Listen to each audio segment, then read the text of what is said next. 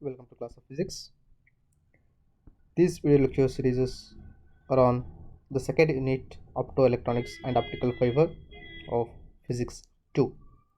Now first see the syllabus of this unit. This unit have two parts. One is optoelectronics and the one is optical fibers. In optoelectronics we are studying about the light emitting diodes, photodiodes, laser diodes and optocoupler. In optical fibers studied about types of optical fibers, that is single mode and multi-mode optical fiber. Then grading, numerical aperture, there is a derivation to obtain the expression for numerical aperture. Then coherent bundle, transmission loss, attenuation and distortion in optical fiber when we are going to transmit a signal. Then optical fiber communication system. So in this we are studying the important concept of block diagram and their explanation. Then finally the problems. So this is all about the syllabus of second unit. Mainly this unit is completely on optoelectronics branch. So let's start the syllabus. The first thing is optoelectronics. Okay. What is this optoelectronics? Here optoelectronics is branch of electronics. So it is a branch of electronics that focuses mainly on light emitting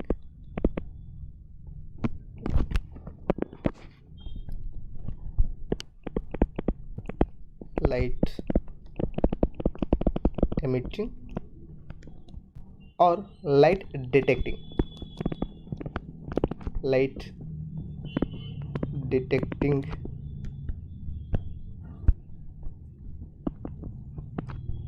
devices. What are these light emitting and light detecting devices? Light emitting devices use voltage or current to produce electromagnetic radiations. Here using current,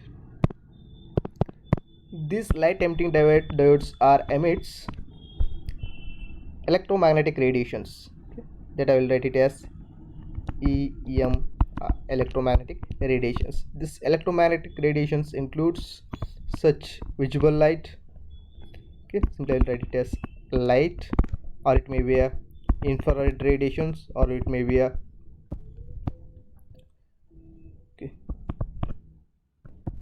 UV radiations. Such kind of electromagnetic radiations are emitted by these light emitting devices, and light detecting devices are those devices which detects these radiations and convert these radiations into again current or voltage.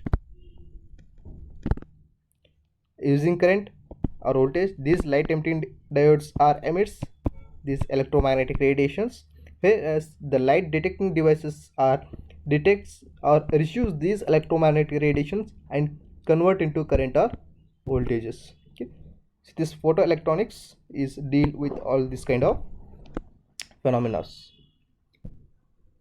So these phenomena are applicables are used in optical fiber communications to transmit the signals or to transmit the informations, and again those informations are received in form of electromagnetic radiations, again converted into signals. Okay. So first one is LED. So that LED is a light emitting diode. So how the LED is emits lights and which kind of lights is emitted by the LED? Let's see. Light emitting diode. Light emitting diodes are two LED semiconductor devices. Okay. So LED means it is nothing but it is a two LED semiconductor device that is similar to normal diodes. Okay, that means the light emitting is similar to a normal diode, but the difference is these diodes emits light that can be visible. Again, as already said, these devices emits visible or infrared or ultraviolet radiations. Okay. These LEDs having two terminals, so that we call it as two LED. When the one terminal of this LED is supplied by the larger voltage than another one, okay, in forward bias conditions, this LED will emit the light. So that means there are two terminals, okay, terminal 1 and terminal 2. So LEDs are similar here. Looking here, there is a flat surface, there is a dome bulb, okay. So one is larger, one is smaller. When this larger terminal or LED is having larger voltage than shorter one, that means it is positive and this is negative, then this becomes in forward bias. In that conditions, these LEDs emits light. Okay, let's see what is the symbol to represent this LED and how it works and how to construct the LEDs. Here is the schematic symbol of LED. So this is LED symbol and this is LED.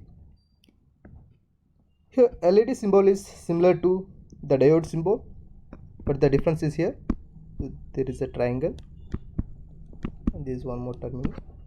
Yes, so this is the symbol of diode, but the LED is represented by two more arrow mark here. This arrow mark represents the light is emitting by the diode, that indicates it is a LED, light emitting diode. Okay, next, the construction of LED. How to construct these LEDs? So LED is nothing but it is a semiconductor device.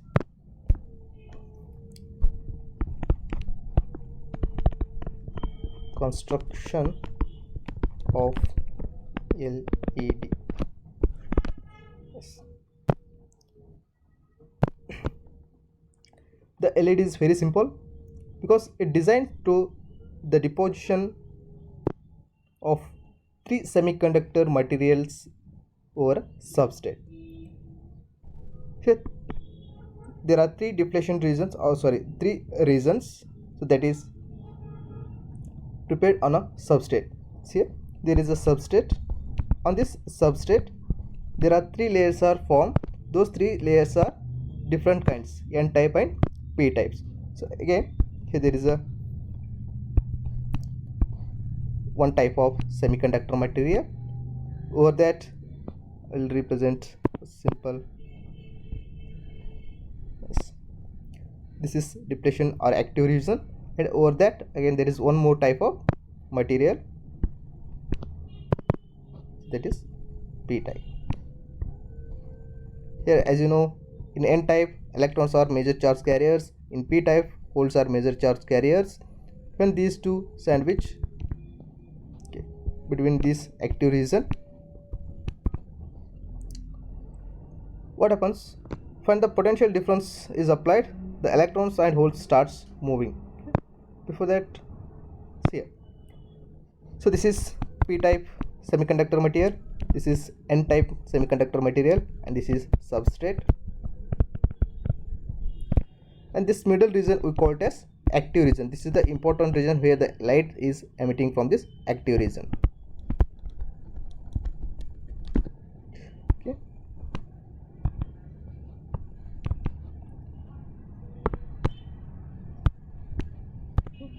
Here we are applying potential difference. Okay. Like this the LEDs are constructed. That means, so this is designed to deposition of three semiconductor material over a substrate. These three layers are arranged one by one, where the top region is P type and the middle region that we call it as active region, and the bottom one is we call it as N type region. So that is made by N type kind of semiconductor material. The three region semiconductor materials can be observed in constructions, and again we can study how these regions are works under the working of LEDs. So simple p-type region includes the major charge carriers are holes, and n-type major charge carriers are electrons.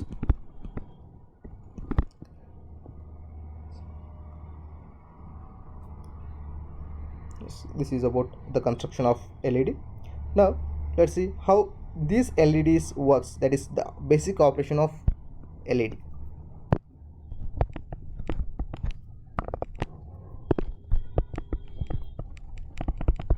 Basic operation of LEDs.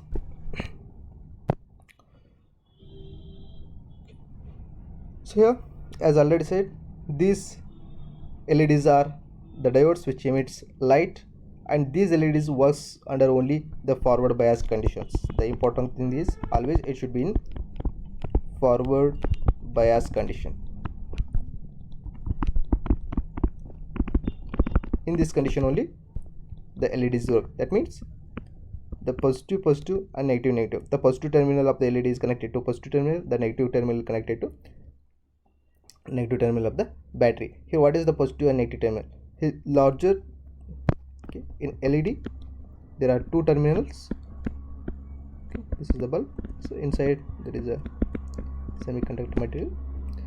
So this larger we call it as anode, that is connected to positive terminal, and this is smaller is connected to negative terminal, that is cathode. So in these conditions the LED will emit the light. So now how it works? Sure, when it becomes under forward bias conditions, the electrons crosses the p-n junction from n material and recombine with holes in p material. These free electrons are in the conduction band at higher energy than the holes in valence band. That means mainly there are two regions. So one is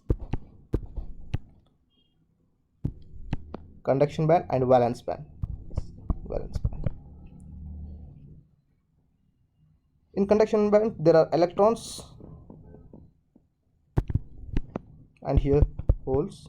So there is positive charges and here it is negative charges. And the higher energy electrons are jumps from conduction band to lower energy band, the valence band. That is the recombination of the electrons and holes in this process. So this difference in energy will leads to the emission of light, that we call it as emitted energy. So this is energy is in terms of photon. So that photon is simply called as light. Yes. The electrons, when the LED is in forward bias conditions, the electrons are cross the p-n junction, then it is recombined with the holes. So that means the electrons are in conduction band. When it is jump to the lower energy band, that is the valence band, then there is an emission of light. That emission of light we call it as photon or photon of energy. So it may be in terms of visible light, or it may be infrared, or it may be UV, depending on the energy emitted by these LEDs. Okay, that frequency or wavelength of this emitted light is depending on the band gap, that is energy. Okay.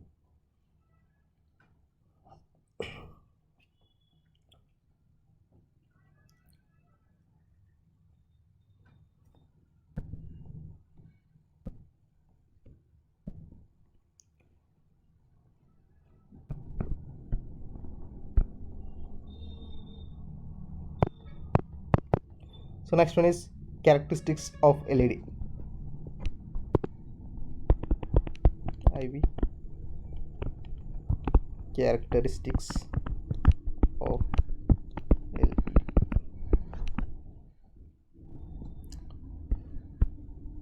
I will take the graph of this IV characteristics.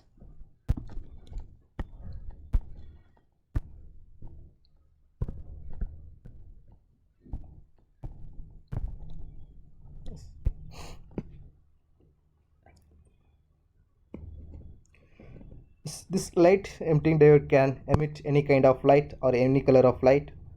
Any color of light means it is a different wavelength light. For that it needs a current to flow through the LEDs. Okay.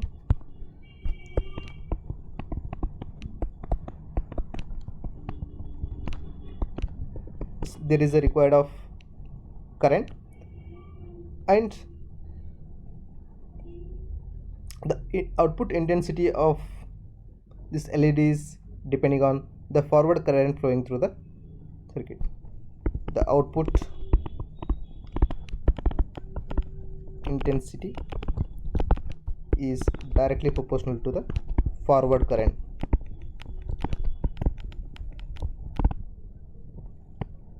See here, the output intensity, not the color of the light, is depending on the forward current. The intensity of this is depending on the current, but the different colors can be obtained by different semiconductor doping. Here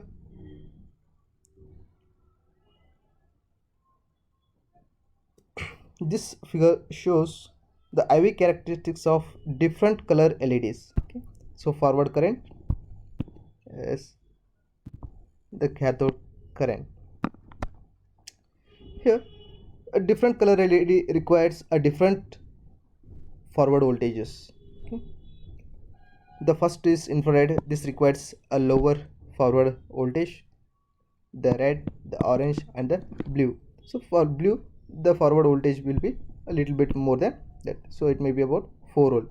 But if you apply the 4 volt to infrared region, the light may be damaged. Okay. If you apply more than 5 to 6 volt to these LEDs will be burn out. For that we are going to apply a resistor to control the current to the LEDs in series with the LEDs. Then we can control the excessive current flow through the LEDs. Okay, this is the IV characteristics of LED. Then what is the use of these LEDs? Okay. These LEDs are used, one is for lighting purpose. So this is a more efficient than incandescent bulb. So nowadays this is the revolutions, we are using light purpose.